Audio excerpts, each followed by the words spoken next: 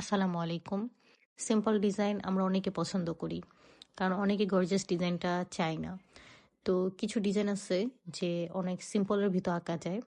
সেটা হচ্ছে আমার আজকের এই ডিজাইনটি। সেটা আমি পাতা দিয়ে ডিজাইনটি ড্র করেছি।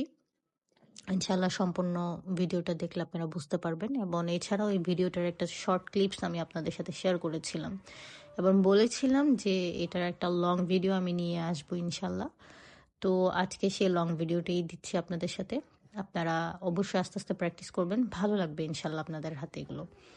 তো এই ডিজাইনগুলো করার ক্ষেত্রে কিছু ডিজাইন আছে আমাদের ফুটিয়ে তুলতে হয়। তো আমি এই ডিজাইনটা অনেকটা নিয়েছি পিন্টারেস্ট থেকে।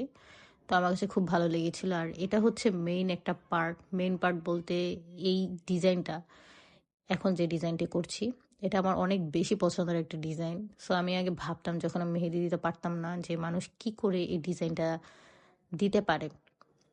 তো ভাবলাম ভিডিওতে আপনাদের সাথে ডিটেলসটা আমি শেয়ার করি। যাই হোক, আশা করছি আপনাদের কাছে ভিডিওটি অনেক বেশি ভালো লাগবে এবং এনজয় করবেন এবং অবশ্যই আমার পেজে বা যে যেখান থেকে দেখছেন ইউটিউবে সাবস্ক্রাইব করবেন।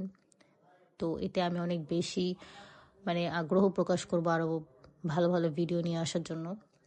অ্যান্ড আমার ডিজাইনে যদি কোনো ভুলও থেকে থাকে আপনারা তা আমার সাথে ইজিলি বলতে পারেন।